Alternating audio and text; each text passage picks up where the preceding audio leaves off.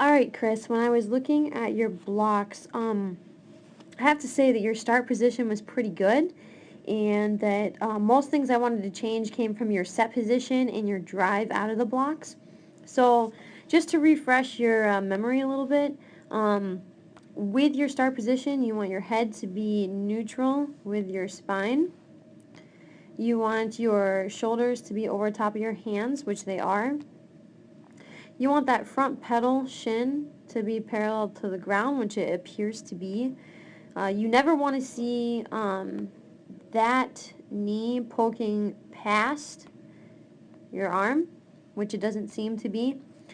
And you want to make sure that your hands are in a bridge position and not lying flat on the ground. So all those things seem to be good for you in your start position.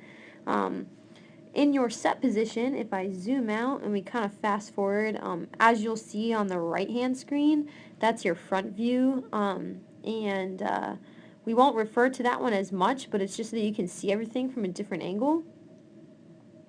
So in your set position, a couple things that I noticed. Number one, I think that you can get your hips a little bit higher, maybe to somewhere up in this range, okay? So the top of your shirt is touching there, but your hips actually aren't that high. So you might be able to bring them up a little bit. I really don't see a whole lot of displacement with your shoulders in front of your hands, which means that's where I would like your shoulders to be, and they're not quite there. Okay, you want to have that slight forward lean out of the blocks. Something that I do like that I see here is that your feet are in complete contact with the pedals, which is a good thing. It gives you the best drive and push out of the blocks. Something else I would like for you to kind of test out, I would like to just maybe see a little bit more separation between your pedals. So maybe just test it out one time and move this back pedal back one notch. And just see what that does for you. Let's see. Looking at your angles, if I connect from your hips to your knee and down through, I get about an 84-degree angle. And you're going to probably get that 90-degree angle once you bring your hips up a little bit higher. Alright, so now let's go to your drive. Okay, I'm going to zoom out here, and we're going to fast forward into your initial push out of the blocks. Okay, so this is you at full extension out of the blocks. Okay, right now I see very minimal displacement into the air, meaning that this is when your body is completely disconnected from the ground and you're submerged in air. Okay, you're displaced in the air. You should see a huge displacement here with your initial push out of the blocks. Okay, and you kind of see it, but it could be a little bit. It could be a little bit better. Okay, so how do we get that? Number one, we want to make sure that these pedals aren't too high. Okay. And if you're ever worried about how high the notches are when you're putting your pedals up higher, think about it this way. When they're all the way down, they're at a 45-degree angle. And that's the angle that is the most basic angle you look for out of the block. So before you decide you want to start moving them up, just remember that, and it's okay to have your pedals all the way down. Okay. Another thing that might help you with displacement and a big push out of the blocks, you can always ask for a bigger split with your arms. Your legs will angulate how your arms angulate. So if you don't have a big push with your arms out of the blocks, you're not going to get a big push with your legs. Okay.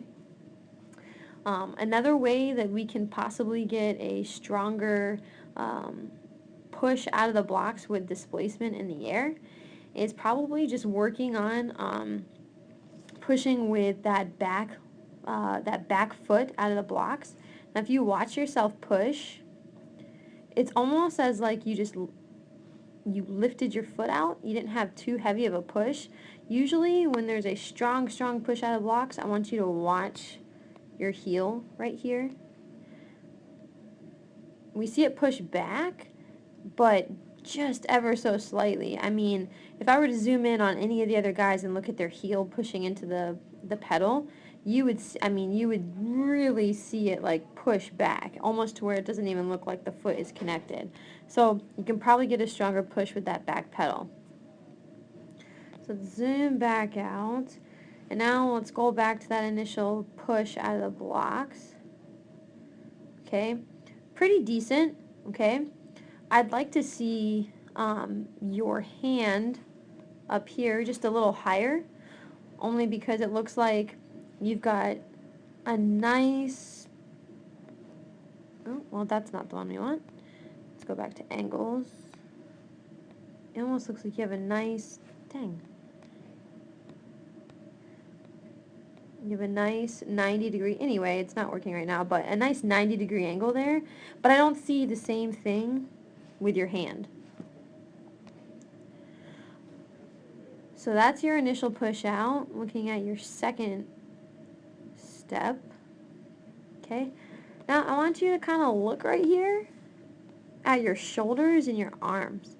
Very, very tense right there. Okay. And while you are pushing out of the blocks and you are looking for big ranges of motion, and this is a very intense thing, you don't need to have your shoulders so tense through every single step.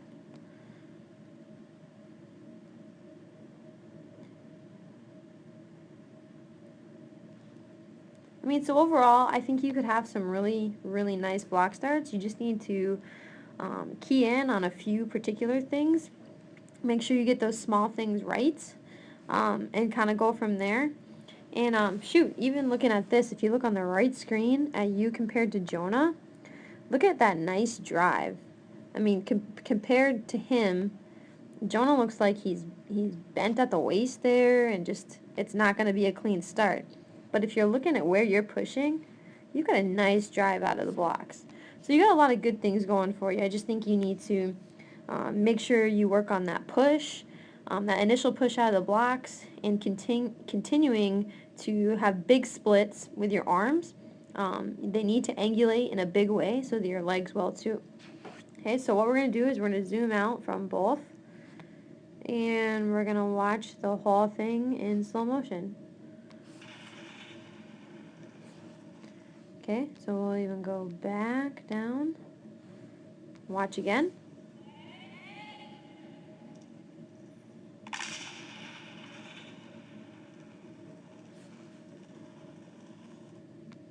Okay, so hopefully this helps you a little bit. I know that you wanted this to be time stamped, so if anybody is watching this, this was from January 18th, 2015. So this is a very recent block start for Chris. Chris, if you have any questions, my cell phone number is 715-619-0150.